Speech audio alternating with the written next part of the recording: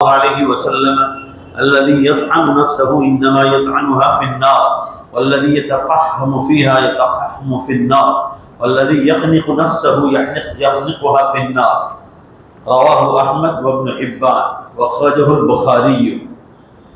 حضرت ابو ہریرہ رضی اللہ عنہ ارشاد فرماتے ہیں کہ نبی اکرم صلی اللہ علیہ وسلم نے ارشاد فرمایا، جو نیزہ مار کر اپنی ذات کو خودکشی کرتا ہے، ہمارے یہاں نیزے کو بھالا کہتے ہیں، اپنی ذات کو یا چھرا مار دیا اور اپنے آپ کو ہلاک کیا ہے، تو رسول اللہ صلی اللہ علیہ وسلم فرما رہے ہیں دوزخ میں بھی وہ یہی چیز نیزہ ہمیشہ ہمیشہ اسے مارتا رہے، اور جو گر کر اپنے آپ کو مارتا ہے مکانوں پر سے گر کر یا دریاؤں میں کود کر، وہ فرمایا جہنم میں بھی ایسے گرتا ہی رہے گا، اور جو گلا گھونٹ کر خودکشی کرتا ہے تو آپ صلی اللہ علیہ وسلم نے فرمایا وہ جہنم کی آگ میں بھی اپنا گلا گھونٹتا رہے۔ علماء فرماتے ہیں کہ انسان کا وجود اللہ تعالیٰ کی ایک نعمت ہے، یہ بدن جو دیا اللہ تعالیٰ نے اللہ تعالیٰ کی ایک نعمت ہے، اور زندگی اس کی بہت بڑی نعمت ہے۔ ان دونوں چیزوں کا مالک اللہ تعالیٰ خود ہے۔ مسلمان شریعت کی اجازت کے بغیر اپنی جان کو ہلاک نہیں کر سکتا، مار نہیں سکتا ہے۔ اسے چاہیے کہ روحانی اور جسمانی پریشانیاں آ جائے تو صبر کرے۔ قرآن پاک میں شکر کی آیتیں کم ہیں اور صبر کی آیتیں زیادہ ہیں۔ شکر کی آیتیں 60 سے بھی کم ہیں اور صبر کی آیتیں 125 سے بھی زیادہ ہیں۔ معلوم ہوا کہ روحانی تکلیف آئے یا جسمانی تکلیف آئے، صبر کرنا کا حکم ہے، اور جائز اسباب کے ساتھ ان پر قابو پانے کی کوشش کی جائے۔ آگے کی حدیث آ رہی حضرت جندب بن عبداللہ رضی اللہ تعالیٰ عنہ۔ یہ دیکھو، یہ صحابی کا نام ہے جندب، یہ نیا نام ہے۔ جو ماں بہنیں گھروں پر سنتی ہے یا جو مرد حضرات، وہ انہیں معلوم ہونا چاہیے کہ نام بھی رکھو تو اپنے عالموں اور مفتیوں سے پوچھ کے رکھو۔ آپ بیٹھے بٹھائے اپنا نام نہیں رکھ سکتے، جب تک وہ اسلامی نام نہ ہو آپ نام نہیں رکھ سکتے۔ آپ صلی اللہ علیہ وسلم کی حدیث ہے، آپ صلی اللہ علیہ وسلم نے ارشاد فرمایا سمو باسماء الانبیاء والصالحین، اپنے بچوں کے نام رکھو نبیوں کے نام پر۔ احادیث میں نبیوں کے نام آئے ہیں، گجراتی میں، اردو میں، ہندی میں کتابیں چھپی ہیں کہ اسلامی نام، اس میں دیکھو نبیوں کے نام کیا ہے، صحابہ کے نام کیا ہے، تابعین کے نام کیا ہے، تبع تابعین کے نام کیا ہے، بڑے بڑے مفسرین کے نام، اسلامی نام کی کتاب آتی ہے، اس میں لکھے ہیں محدثین کون کون سے گزرے، بڑے بڑے فقہاء مفتیان کرام کون سے گزرے۔ صحابہ کرام میں بعض مرتبہ کسی نے کسی کا نام رکھا۔ ایک صحابی تھے، وہ مسلمان ہوئے تو ان کا نام سعد تھا۔ سعد کے معنی عربی میں نام آتے ہیں تکلیف کے۔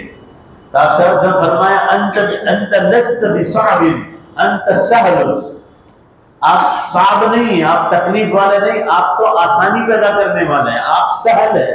پھر ان کا نام آپ صلی اللہ علیہ وسلم نے محمد سہل رکھا۔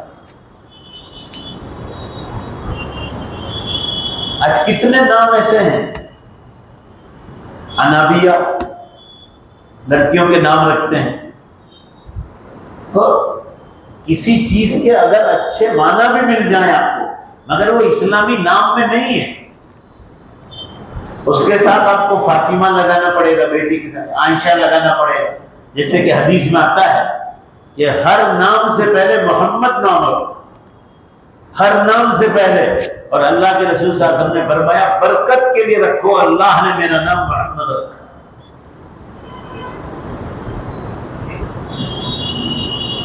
آج کیسے کیسے نام رکھے جاتے ہیں۔ یہ دیکھو محمد جندب، جیسے میں نے وہ صحابیہ عورت حضرت رمیسہ رضی اللہ تعالیٰ عنہ، رمیسہ نام، یہ نیا نام ہے، لوگ عام طور پر جاتے ہیں۔ امام بخاری رحمۃ اللہ علیہ ان کا نام جو ہے حضرت رمیسہ کا ذکر کیا، اور یہ وہ پہلی عورت ہے جو اللہ کے راستے میں گئی اسلام پھیلانے کے لیے سائپرس، اور وہیں انتقال ہوا اور وہیں ان کی مزار بن گئی اور وہیں سے جنت میں داخل ہو گئی۔ ایسے لوگوں نے نام بیٹیوں کے نام رمیسہ رکھنا شروع کر رکھو یہ صحابیہ عورت کا نام جندب جیسے محمد جندب. پھر آپ کو معنی پوچھنے کی بھی ضرورت نہیں. حالانکہ ہر صحابی ہر نبی کے نام اچھے ہیں اور ان کے ناموں میں اچھائی اور بھلائیاں پائی جاتی ہیں, مگر ہم لوگ بغیر پوچھے جو ہے نام رکھ لیتے ہیں, جیسا ویسا نام رکھتے ہیں. آپ صلی اللہ علیہ وسلم فرما رہے نبیوں کے نام پر رکھو, صحابہ کے نام پر رکھو, نبیوں کی بیویوں کے نام پر رکھو, صحابہ کی بیویوں کے نام پہ رکھو. حدیث میں آیا, حدیث ہے یہ اللہ کے رسول صلی اللہ علیہ وسلم, کہ نام اچھا ہوگا تو اس کی صفات بھی اس بچے میں اللہ تعالیٰ ودیت فرما. اب آپ نام رکھتے ہیں ایسے کہ جس کا کوئی معنی بھی نہیں بنتا, اور نہ وہ نبی کا نام ہے, نہ صحابی کا نام, نہ تابعین اور تبع تابعین کا نام. بہت نام آج فیشنیبل رکھے جاتے. تو یہ بات آئی تو آپ کو نصیحت کر دی کہ اپنے مفتیوں سے, علماء سے اس کا نام جو ہے پوچھنا چاہیے کہ ہم کیا نام رکھیں. الٹا نام نہیں رکھ سکتے آپ. حضرت جندب بن عبداللہ بیان کرتے رضی اللہ عنہ, رسول اللہ صلی اللہ علیہ وسلم نے فرمایا, زور سے پڑھو صلی اللہ علیہ وسلم, تم سے پہلے ایک آدمی تھا, وہ کسی معاملے میں زخمی ہو گیا اور زخم برداشت نہ کر سکا, اس نے چھری لی اور اپنے ہاتھ کاٹ ڈالا, خون بہتا رہا. آپ صلی اللہ علیہ وسلم کی شریعت سے پہلے تھے, یہاں تک کہ وہ مر گیا. اللہ تعالیٰ نے کہا, فرمایا اسے, میرے بندے نے اپنے جان کے معاملے میں مجھ سے بھی آگے بڑھ گیا ہے, اس لیے میں نے اس پر جنت حرام کر دی. یعنی موت کا مالک میں تھا, میں اس کو موت دینے والا تھا, میں نے مصیبت دے کر اس کو آزمایا تھا. جیسے کسی کو نعمت دے کر آزماتا ہے, کبھی کبھی مصیبت دے کر بھی آزماتا. تو کہا کہ میرے موت کے حکم سے پہلے ہی آگے بڑھ گیا, یا تو اس پر جنت حرام کر. اسی لیے اسلام میں خودکشی حرام. بہت دنیا کی قومیں خودکشیاں بہت کرتی. ابھی کوئی پیپر میں نے پڑھا تھا کہ مسلمانوں میں یہ بیماری, یہ گناہ بہت کم ہے, خودکشی. وجہ کیا ہے؟ کہ ہمارے پاس ایمان ہے. وجہ یہ ہمارے پاس علماء ہے, دین کی دعوت کا کام ہے, خانقاہیں ہیں, دینی معلومات ہے, دینی تعلیم کا مسئلہ ہے. دنیا کی قوموں کے پاس صرف دنیاوی تعلیم, دینی تعلیم نہیں. مسلمانوں میں بھی وہ لوگ بہت مار کھاتے ہیں جو صرف دنیاوی تعلیم لیتے ہیں, مگر حلال و حرام دینی تعلیم نہیں لیتے, وہ مار کھاتے ہیں. ان کی اولادیں ہاتھ سے نکل جاتی ہیں. وہ کبھی کبھی خودکشی بھی کر لیتے ہیں. اسکول میں کالج میں فیل ہوئے تو خودکشی کر لیتے ہیں, سوسائڈ کر لیتے ہیں. مگر پیپر والے لکھتے ہیں کہ مسلمانوں میں بہت کم ہے. ذرا زور سے بے شک بولو گے, یہ ایمان اور یہ ایمان کی برکت ہے. اللہ تعالیٰ نے اسلام میں اس کو حرام قرار دیا. تو میرے بندے نے اپنی جان کے معاملے میں اللہ تعالیٰ فرمانا مجھ سے بھی آگے بڑھ گیا, لہذا میں نے اس پر جنت حرام کر دی. وہ آدمی جنت میں نہیں جا سکتا جو اپنی ذات کو خودکشی کرے. علماء فرماتے ہیں معلوم ہوا کہ صبر کرنا, تکالیف کو برداشت کرنا چاہیے, بےتاب اور مایوس اور نا امید نہیں ہونا چاہیے. اسلام میں نا امیدی کی کوئی جگہ نہیں. تکلیفیں تو آتی ہیں کیونکہ آزمائش اور امتحان درجات کی بلند ہونے کا سبب ہے. اللہ کے سب مل کر زور سے بولو تاکہ سبق یاد ہو جائے. کیا بلند ہونے کا ہے؟ درجات. بولو. ہاں, آزمائش امتحان آتا ہے حالات, کھیتی باڑی پر, بزنس پر, روزی پر, بیماری پر, بہت سارے آزمائش ہر ایک چیز میں ہوتی ہے. تو درجات کی بلندی کا سبب, اللہ کے یہاں درجے بلند ہوتے ہیں. علماء فرماتے ہیں کہ صبر کی 3 قسمیں ہیں. ایک اللہ تعالیٰ کے حکم پر صبر کرنا, ایک یعنی اللہ تعالیٰ نے جو کام کرنے کا حکم دیا ہے, سماج کی طرف سے وصول ہونے والے تانے, سماج آپ کو تانا دے گی. جیسے آپ نماز پڑھنے گئے, بہت لوگ ایسے ہیں کہ دوسرا کوئی دھندا ہے کہ نہیں, نماز کسی اور, گھر والے بھی کہتے کہ فیکٹری پہ کون جائے, دکان پہ کون بیٹھے گا. ایک نوجوان آتا ہے, ابھی تو اس کے 4 مہینے لگتے ہیں, یہاں آتا ہے, آج وہ نہیں سفر میں. ان کے والد کہتے تھے کہ کوئی دماغ کام وام کرتا ہے کہ نہیں، یہ دکان چھوڑ کے نماز پڑھنے جاتا ہے؟ تو اس کے والد کا ذہن بنا ہو نہیں، یہاں آتے تھے پھر ان کے والد کو لانا شروع کیا، بیٹھتے تھے، پاؤں کی تکلیف تھی، اب تو ان کا انتقال ہو گیا، کیونکہ گھر میں دینی ماحول نہیں ہے نا، تو لوگ دین کا بھی مذاق اڑا لیتے ہیں، دنیا کو سب کچھ سمجھتے ہیں۔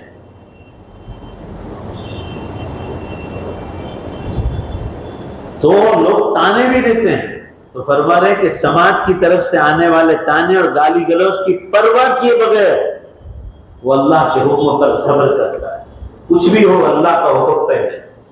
یہ پہلا صبر کی پہلی قسم۔ دوسری قسم اللہ تعالیٰ کی نافرمانی نہ کرنے پر صبر کرنا، اللہ تعالیٰ کی نافرمانی نہ کرنا، اس پر صبر کرنا، یعنی جن معاملات سے اللہ تعالیٰ نے باز رہنے کا اور دور رہنے کا حکم دیا ہے، ہر حال میں ان سے پرہیز کرنا اور اس پرہیز پر صبر کرنا۔ جن چیزوں کو حرام کر دیا ہے، منع کیا ہے، ان سے بچنا ہر حال میں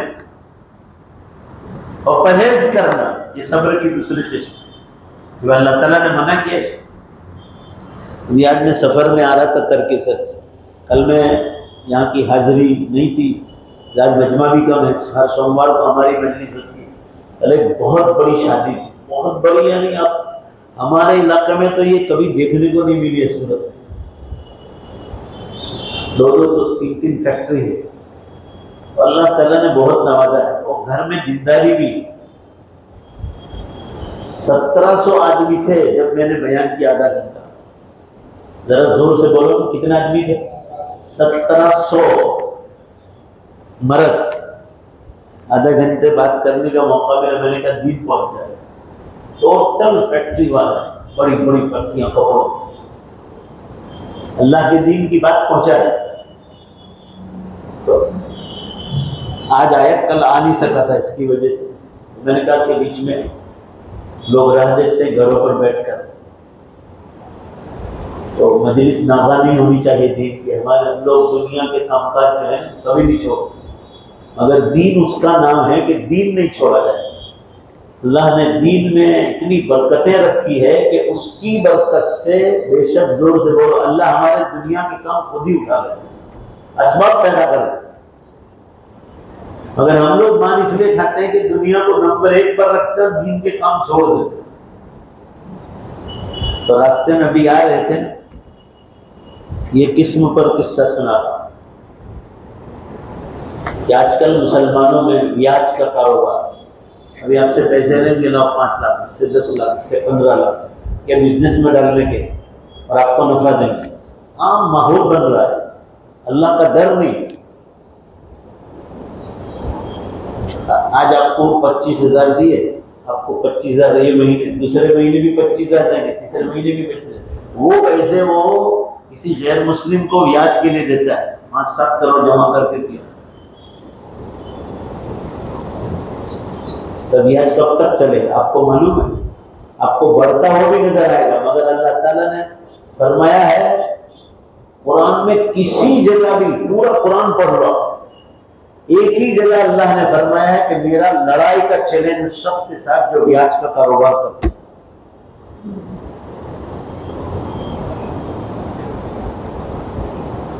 10 کروڑ روپے اٹھ گئے، ہاتھ اونچے کر دیے، اس نے، آپ کا مسلمان بھائی ہو، جنہوں نے دیے تھے نا ان کے بھی گئے، اب کیا کیا کیا نہیں وہ جانے، اللہ جانے، کیا آئے گا تو دوں گا، نہیں تو کچھ بھی۔ اللہ کا ڈر نہیں اور اللہ کی نافرمانی، آپ کی روزی حلال نہیں ہے، آپ کے سارے نیک اعمال بیکار ہو جائے۔ یا ایھا الذین آمنوا کلوا من الطیبات، اے مسلمانوں حلال روزی کھاؤ، پاک روزی، واعملوا صالحا، اور نیک اعمال کرو، وہی نیک اعمال قبول ہوں گے جس سے پہلے آپ نے حلال روزی کھائی۔ چٹنی روٹی کھایا آدمی، میں ہمیشہ اپنے علماء کی مثالیں دیا کرتا ہوں، یہ کون سے لکھپتی اور کروڑپتی، مگر دیکھو زندگیوں میں کتنا سکون ہے، یہ حلال روزی کی برکت ہے۔ یہی چیز کوئی بھی اللہ کا حکم بات ختم ہو، حکم میں نافرمانی نہیں، حکم ٹوٹنا نہیں چاہیے۔ حکم ٹوٹا، آپ کی روحانیت پر اثر پڑے، دل پر کالا دھبا لگے، پھر اس کی عادت بن جائے گی، دھیمے دھیمے دھیمے دھیمے سارے نیک اعمال کی توفیق چھین لے گا اور دل کالا ہو جائے، پھر آدمی گناہوں کے راہ میں رہتے ہی رہے، دوڑتا ہی رہے۔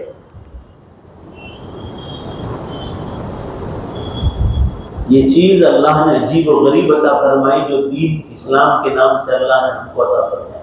اللہ تعالیٰ ہمیں اس کی قدردانی کی توفیق عطا فرمائے۔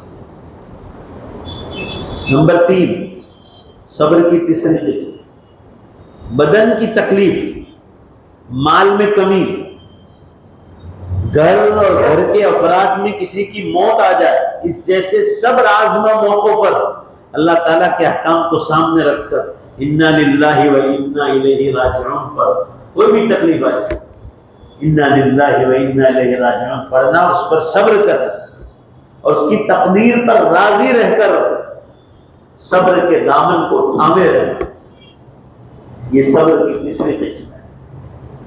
یہ حکم ہے اللہ کہ تکلیف آئے خودکشی کرنے کا حکم نہیں۔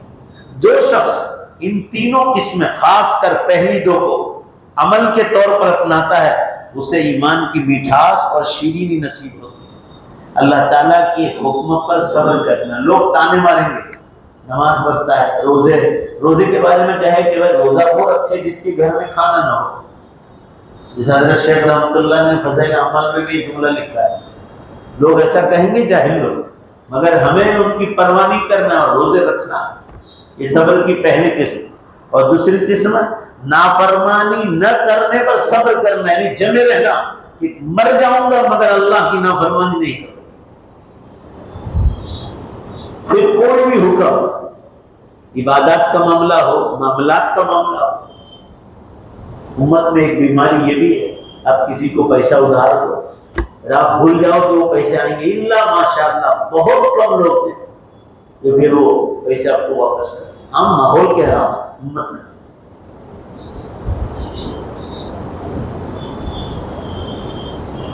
مومن اور کافر کی نیکیوں کا بدلہ، حضرت انس رضی اللہ عنہ بیان کرتے ہیں، رسول اللہ صلی اللہ علیہ وسلم نے ارشاد فرمایا، یقیناً اللہ تعالیٰ شانو کسی مومن پر ایک نیکی کے سلسلے میں بھی ظلم نہیں کرتا۔ کسی مومن پر وہ ایک نیکی کے معاملے میں بھی اللہ تعالیٰ ظلم نہیں کرتا ہے۔ مومن کو جہاں دنیا میں اس کی نیکی کا بدلہ دیا جاتا ہے، وہاں آخرت میں بھی اس کو بدلہ دیا جاتا ہے۔ اگر وہ مومن کو دنیا میں بھی نیک اعمال کرنے پر بدلہ دیا جاتا ہے اور آخرت میں بدلہ ملے گا، وہ الگ سے اسپیشل ملے گا۔ جبکہ غیر مسلم جو دنیا میں نیکیاں اللہ کے لیے کرتا ہے، بہت سارے غیر مسلم کرتے ہیں، بیواؤں کو مدد کرتے ہیں، بڑی بڑی اسکولیں کھولتے ہیں، ہاسپٹلیں بھی کھولتے ہیں، اور وہ بھی یہ کہتے ہیں کہ مالک راضی ہو جائے، تو اللہ تعالیٰ فرمانے کہ ان کا بدلہ دنیا ہی میں دے دو، مگر آخرت میں ان کا کوئی حصہ، زور سے بولو، رہے گا۔ مومن کو دنیا کے ساتھ آخرت میں بھی اس کا بدلہ ملے گا۔ لہٰذا کیوں کہ مومن مرنے کے بعد قیامت کے دن دوبارہ زندہ ہونے پر بے شک بولو زور سے یقین رکھتا، اس لیے اس کو آخرت میں اس کا بدلہ، اور وہی اصلی زندگی۔ مگر آج ہم دنیا کی زندگی کو اصلی زندگی مان رہے ہیں۔ یہ دنیا تو سیمپل ہے، نمونہ ہے۔ جیسے مثال دوں میں آپ کو، آپ بڑی بلڈنگ بنا رہے ہیں، تو بلڈنگ بنے گی جب بنے گی، وہ اصلی مکان ہے آپ کا جو بنے گا، جو بلڈنگ کھڑی ہوگی سیمنٹ کنکریٹ اور اینٹوں سے، مگر انجینئر آپ کو کچا ڈرامہ بنا کے دیتا ہے، ڈیمو بنا کے دیتا ہے۔ پہلے کچے کاغذ پر بنائیں، پھر آپ کو جو ہے کاغذ یا پٹھے کی بنا کے دے گا۔ یہ دنیا وہ ہے جو انجینئر پہلے بنا کے دیتا ہے نا، وہ اصلی زندگی بے شک آخرت کی زندگی جو کبھی ختم ہونے والی نہیں، جس کا کوئی کنارہ نہیں۔ قبرستانوں میں جا کے پوچھ لو، وہ بھی یہی کہتے تھے یہی اصل دنیا ہے، اگر بعد میں پتا چلا کہ اصل دنیا تو مرنے کے بعد شروع ہوتی، قیامت تک قبر میں ہلنے بھی نہیں دے گا، قیامت آئے گی تو دوبارہ زندہ چلو کھڑے ہو جاؤ. قرآن پاک میں ہے کہ کانچ کے آئینے کے سامنے کھڑے رہ کر دیکھو کہ پلک جھپکنے میں کتنی دیر لگتی ہے. بس آنکھ کے ایک پلکارے میں جو دیر لگتی ہے اتنی دیر میں ساری کائنات کو ختم بھی کروں گا اور اتنی ہی دیر میں ساری کائنات کو دوبارہ زور سے بول زندہ بھی. اور وہ اونلی فار ایکسپلینیشن، یہ جو آنکھ کا پلکارے کا ذکر کیا نا وہ صرف سمجھانے کے لیے، ورنہ اللہ تعالیٰ فرمایا میں آپ کے پلکارے کا بھی، زور سے بولو، محتاج نہیں. آنکھ کے پلکارے کا بھی محتاج. فلسطین میں جو ہو رہا ہے اللہ کو سب معلوم، مگر ان کے نظام میں جو لکھا ہے ہم کو حکم ہے صبر کرے اور نظارہ دیکھتے رہے. وہ اللہ کے نظام میں لکھا ہے. ان کی موت شہادت کی لکھی ہو، ایسا نہیں کہ اللہ تعالیٰ نہیں دیکھ رہے. جو اس میدان میں کام کر رہے ہیں ان سے وہ کیا کام لے رہا ہے وہ خود دیکھ رہا ہے. ہمارا کام دعائیں مانگنا اور صدقہ کرنا ہے. فلسطین کے قرآن پاک میں ہے کہ تمہیں مرنے پر بھی یقین ہے، کیونکہ تم سب کو مرتے ہوئے دیکھتے ہو. بادشاہ بھی مرتا ہے، فقیر بھی مرتا ہے، مالدار بھی مرتا ہے، غریب بھی مرتا ہے، مرد بھی مرتا ہے، عورت بھی مرتی ہے، سب مرتے ہیں، ساری مخلوقات مرتی ہے. مگر تم دوبارہ زندہ ہونے پر پکا یقین نہیں رکھتے جیسا موت کے بارے میں یقین رکھتے. موت سے زیادہ یقین رکھنا ہے دوبارہ زندہ ہونے پر. مومن کیا کہلاؤ. سورہ یاسین شریف میں ہے، اور میں ہمیشہ یہ مثال دے کر سمجھاتا ہوں. سورہ یاسین شریف میں کہ میں دوبارہ پیدا کیوں نہیں کر سکتا ہوں، آپ کے پاس کیا دلیل ہے؟ ابو جہل کے سامنے آپ صلی اللہ علیہ وسلم نے آیت پیش کی تھی کہ اللہ تعالیٰ قیامت کے دن دوبارہ زندہ کرے گا، میں جو دین لے کر آیا ہوں اس کو اپناؤ. ابو جہل نے کہا تھا اذا كنا عظاما ورفاتا، قرآن میں ہم تو کھائیں گے پیئیں گے اور مر جائیں گے. کیا ہم انسانوں کا ذہن ہے؟ کیونکہ مرتے دیکھا ہے مگر کسی کو دوبارہ زندہ ہوتے نہیں دیکھا ہے. تو اللہ تعالیٰ نے قرآن میں سمجھایا کہ یہ بھی میں دنیا میں کر چکا ہوں اور تم پیدا کس طرح ہو. سورہ یاسین شریف میں قال من يحيي العظام وهي رميم، 4 مہینے میں ماں کے پیٹ میں تمہارا بدن تیار کیا ہم نے. ماں کے پیٹ میں 4 مہینے میں پورا بدن تیار ہو گیا، دونوں کان، آنکھیں، دماغ، ناک، جو ہے منہ، ہاتھ، پاؤں، پورا اندر کا نظام سب ہم نے تیار کر دیا. 5واں مہینہ جب شروع ہوا، بخاری کی حدیث میں 3 چلنے کا ذکر ہے. 4 مہینے فرمایا کہ جب 5واں مہینہ شروع ہوتا ہے تو اللہ تعالیٰ شانہ اس مرے ہوئے بدن میں پہلی بار جان ڈالتے ہیں. تو اللہ تعالیٰ ہم سے سوال کر رہے ہیں من یحیی العظام وہی رمیم، سب مل کر زور سے جواب. پہلی بار ماں کے پیٹ میں مرے ہوئے بدن میں، زور سے بولو، کس نے جان ڈالا؟ اللہ. تو اللہ فرما رہا ہے یہ کام بھی تو میں کر چکا ہوں، اور تم دیکھے تم پیدا کس طرح ہو گئے. پہلے مرا ہوا بدن تیار ہوا رہا، ہم نے جو تمہاری روح پہلے سے تیار کر رکھی تھی عالم ارواح میں وہاں سے اٹھائی اور ماں کے پیٹ میں جان ڈالی. تو مرے ہوئے بدن میں پہلی بار ہم نے جان ڈالی ہے اور تم کو زندہ کیا ہے، تو دوبارہ کیوں نہیں کر سکتا ہوں؟ جو کام ایک بار کر چکا ہوں وہ کام تو دوبارہ اور زیادہ آسان. ماں اپنی بیٹی کو روٹی پکانا سکھاتی، پہلے برابر نہیں بنتی، دھیمے دھیمے دھیمے دھیمے، اور جب ایک بار بنانا برابر ہو جائے گا اس کے بعد پھٹافٹ روٹیاں بناتی چلی جائیں. انسان جب پہلی بار کام کرتا ہے تو آگے پیچھے ہو جاتا ہے، کام میں گڑبڑ ہو جاتا ہے. کوئی مشین تیار کرو وہ فیل ہو جاتا ہے. مارکیٹ میں ضروری نہیں کہ وہ چلے. انسان پہلی بار کوئی بھی چیز بناتے ڈرتا ہے. اللہ فرما رہے انسان تیرا مشین بنانے میں ہم تو پہلی بار بھی نہیں ڈرے. جب پہلی بار نہیں ڈرے تو قیامت کے دن تو مجھے پورا سب کا حساب لینا ہے. میں دوسری بار کیوں ڈروں گا؟ مجھے تم سب سے حساب لینا ہے. ایسے ہماری صورت مہانگر نگر پالیکا آپ سے ہر چیز کا حساب مانگتی ہے. واٹر ورکس پانی کا حساب لاؤ، لائٹ والے لائٹ کا حساب مانگتے، گیس والے گیس کا حساب مانگتے، مکان کا ٹیکس، کھیتی باڑی کرتے تو اس کا ٹیکس لاؤ، حساب لاؤ۔ اللہ تعالیٰ قرآن میں جگہ جگہ فرمایا کہ جب ان کو تم سے حساب مانگنے کا حق ہے تو میں نے تو تم کو پیدا کیا ہے کہ مجھے حساب مانگنے کا حق نہیں، اسی لیے قیامت رکھی۔ اب وہ قیامت بہت قریب آ گئی، 15 سال 16 سال سے امت کو سمجھا رہا ہوں کہ چھوٹی نشانیاں پوری ہو گئی اور بڑی نشانیوں میں امت داخل ہو گئی۔ اور آپ کو صرف اتنا خلاصہ بتلا دوں کہ یہ ہمارا میدان ہے علماء کرام کا۔ آپ گاڑی کے میکینک ہو تو آپ میکینک کا کام جانتے ہیں، اگر میں میکینک کا کام شروع کروں تو جتنی چالو ہوگی وہ بھی بگڑ جائے، وہ تو میرا میدان نہیں۔ یہ علم کا میدان علماء کا ہے۔ میں امت کو کہتا ہوں کہ اس وقت مارکیٹ میں پچھلے 20 سال کے اندر، بلکہ 20 سے بھی کم، 200 کتابیں قیامت کی نشانیوں پر چھپ کر آئی ہے، عرب اور عجم دونوں میں سے۔ ذرا زور سے بولو کتنی کتابیں؟ 200 کتابیں چھپی ہیں مختلف زبانوں، یہ قیامت قریب آ گئی۔ دارالعلوم دیوبند سے چھپی 200 صفحے پر، وہ اس کا نام ہی ہے قیامت قریب آ گئی۔ تو امت کی غفلت تو دیکھو، پوری دنیا میں مار کھا رہے ہیں مگر لوگ دین پر آنے کے بعد ہائی پیسہ ہائی پیسہ ہائی، حلال ہو تو بھی ٹھیک، لوگ حرام کھا رہے ہیں۔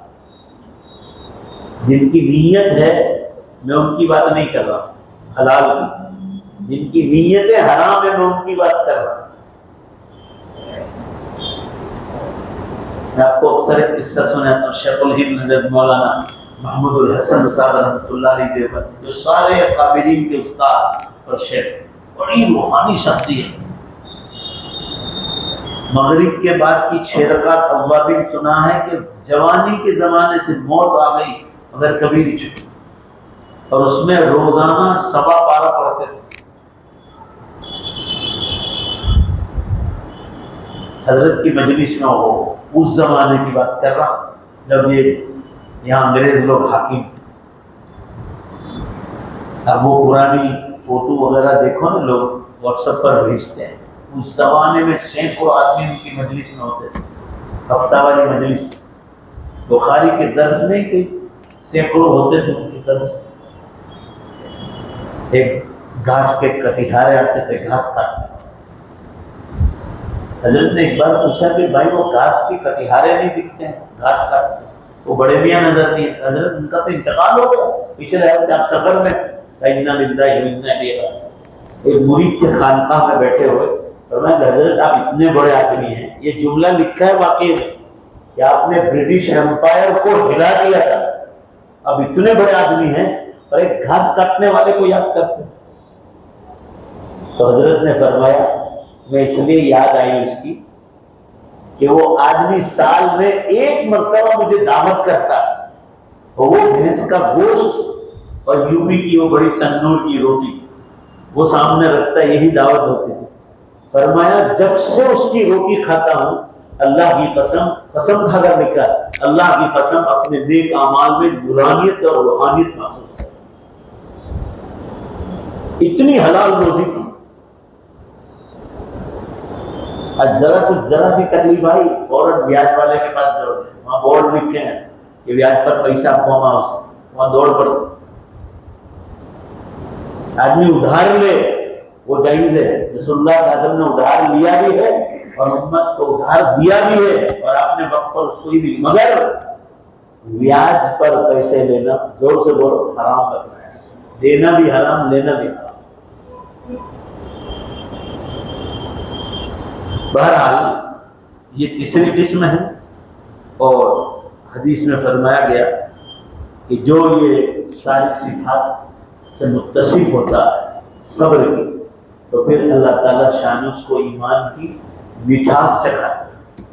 آپ کے سامنے ایک حدیث آ گئی اس دن، آپ صلی اللہ علیہ وسلم نے ارشاد فرمایا اتنے نیک اعمال کرو، اتنے نیک اعمال کرو کہ جنت کی خوشی تمہارے دل میں محسوس ہونے لگے۔ یہ آدمی کا اندر کا فیلنگ ہے ایمان کا، اور یہ اسی وقت ہوگا جب آدمی کا جنت پر یقین۔ آپ کشمیر جاؤ، آپ سوئٹزرلینڈ جاؤ، اور بھی انڈیا میں بہت سارے یہ آپ راج پیپلا جاؤ، راج پیپلا انکلیشور والے راستے جھگڑیے سے، خاص کر بارش کے موسم میں پہاڑی علاقے، آپ کو لگے گا جنت جیسا، دنیا کی جنت۔ آپ اس میں سے گزریں گے نا، یا کشمیر جاؤ، لوگ بہت جاتے ہیں، میں بھی جاتا ہوں بیان کرتے ہیں، آپ لوگ بھی جاتے ہوں، کوئی دین کی غرض سے جاتا ہے، کوئی دنیا گھومنے کے لیے جاتا ہے۔ اگر ایمان ہے آپ کا تو آپ کا دل اندر سے پکارے گا کہ اللہ آپ نے کشمیر کو اتنا خوبصورت بنایا ہے تو آپ کی جنت کتنی خوبصورت ہے۔ یہ اس وقت ہوگا جب ایمان اور اعمال کی چاشنی چلے۔ تو عرض کرنے کا منشا یہ ہے کہ مومن کو دنیا میں بھی نیکی کا بدلہ ملے گا اور آخرت میں بھی ملے گا، اور غیر مومن کو صرف دنیا ہی میں اس کا بدلہ دے دیا جاتا ہے۔ آج ہم اس لیے آئے ہیں کہ لوگوں کو یہ معلوم ہو کہ ہماری مجلس چالو ہے انشاءاللہ۔ آپ حضرات جو ہے واپس پیر کو، کل چھوٹ گیا تھا اس لیے ہم آج آ گئے تو آج مختصر کر دیتے، پیر کو انشاءاللہ آئندہ پیر کو واپس مجلس شروع ہو جائے گی، اور دوست احباب کو بھی بتلا دیں کہ آئندہ پیر سے واپس شروع ہو جائے گی۔ درود شریف پڑھ لے، دعا کر، فلسطین کے بارے میں خاص دعا فرما، پوری امت دین پر آئے اس کے لیے خاص دعا فرما۔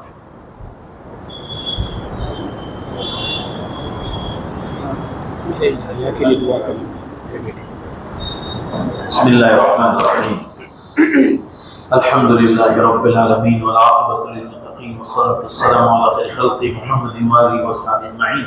ربنا آتنا فی الدنیا حسنہ وفی الآخرۃ حسنہ وقنا عذاب النار۔ اے اللہ اپنے فضل و کرم سے ہمارے گناہوں کی بخشش فرما، ہمیں لمبی عمر عطا فرما، نیک اعمال کے ساتھ، تندرستی کے ساتھ، گناہوں سے بچاتے ہوئے، تیرا دین کا کام کراتے ہوئے، پریشانیوں سے، تکلیفوں سے بچاتے ہوئے، تیرے دین کا کام کراتے ہوئے لمبی عمر عطا فرما۔ اور مولا جب دنیا سے جانے کا وقت آ جائے ہم سب کا خاتمہ ایمان پر فرما۔ اے اللہ ایمان پر موت کی بھیک مانگتے ہیں، ہم سب کو ایمان پر موت عطا فرما۔ ہمارے ماں باپ، دادا دادی، نانا نانی، پردادے، پرنانے، پرنانیاں، پردادیاں، پوری امت کی بخشش فرما۔ خاص کر ہمارے ماں باپ جنہوں نے بڑی تکلیفوں کے ساتھ ہم کو پالا ہے، مدرسہ اور اسکول دونوں بتلایا ہے۔ اللہ ماں کی گودی تھی جس نے پہلے اللہ اور نبی کا نام سکھلایا ہے، باپ کی وہی تھے جس نے انگلی پکڑ پکڑ کر مدرسہ اور اسکول دکھایا۔ ان ماں باپ کے احسانوں کو بلایا نہیں جا سکتا۔ اے اللہ ان کی خبروں کو نور سے منور فرما، ان کے درجات کو بلند فرما۔ اللہ ہماری ایک ہی دعا ہے ماں باپ کے بارے میں، آپ ان سے راضی ہو جائیں، آپ ان سے راضی ہو جائیں۔ آخر وہ بھی انسان تھے، چھوٹی موٹی غلطیاں ہو گئی ہو ماں باپ سے تو اللہ ان کی بخشش فرما۔ آپ رحیم ہیں، کریم ہیں، غفور الرحیم ہیں، غفار الذنوب والستار العیوب، ارحم الراحمین، اکرم الاکرمین۔ اے اللہ ہمارے ماں باپ کی، ہمارے اساتذہ کی، پوری امت کی بخشش فرما۔ فلسطین میں جو اتنے شہید ہو گئے اللہ نے نبیوں کے ساتھ، صدیقین، شہداء، صالحین اور صالحات کے ساتھ، ان کا درجہ عطا فرما۔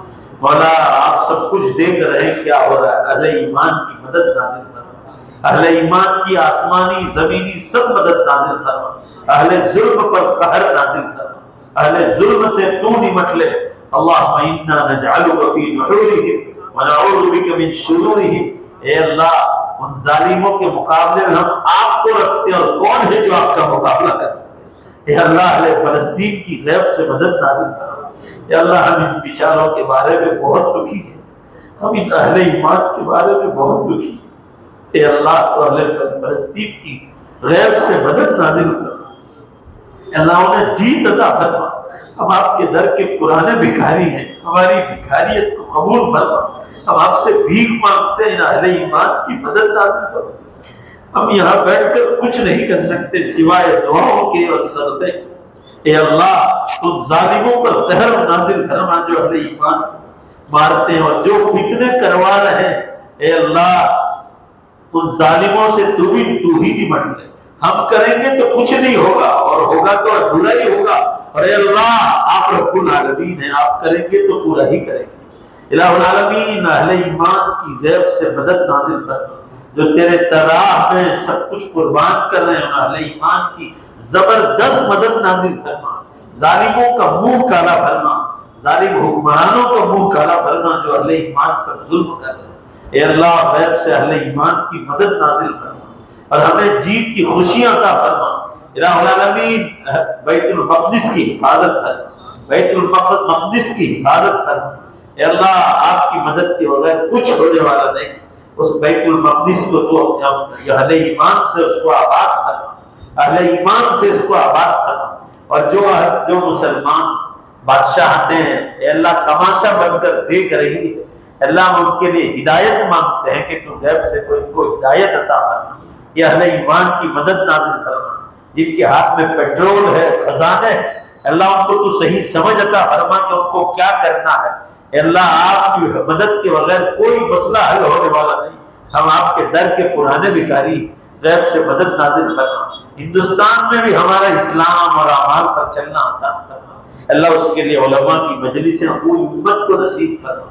اے اللہ ہم چاہتے تو آج نہ آتے، مگر آپ کی دین کی باتیں پہنچانی تھی، لوگ گھروں پر بیٹھ کر سن رہے ہیں، مسجد میں بیٹھ کر سن رہے ہیں۔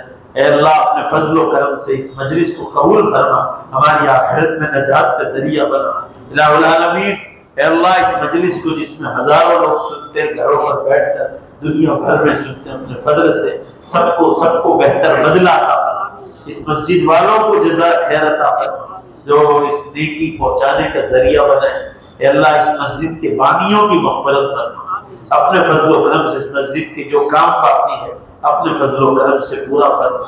اے اللہ ہندوستان میں بھی مسلمانوں کا اے اللہ اسلام پر چلنا آسان کرنا، جو رکاوٹیں ہیں اپنے فضل سے اس کو دور کرنا، علماء کی مجلسیں نصیب فرما، دعوت و تبلیغ کے کام کو عام اور تام فرما، گھر گھر اے اللہ تعلیم کو عام فرما۔ اے اللہ لوگ مسجدوں میں تعلیموں میں بیٹھے، اللہ اس کی توفیق عطا فرما۔ اے اللہ خانقاہوں کے بزرگوں کے ہاتھ پر بیعت ہو کر اپنے دل کی اصلاح کی لوگوں کو توفیق عطا فرما، دینی کتابوں کا مطالعہ کرنے کی توفیق عطا فرما۔ حلال و حرام کو انسان نہیں سمجھے گا تو کبھی سچا انسان نہیں بن سکتا۔ اے اللہ پوری امت کو دنیاوی تعلیم کے ساتھ دینی تعلیم حاصل کرنے کی توفیق عطا فرما۔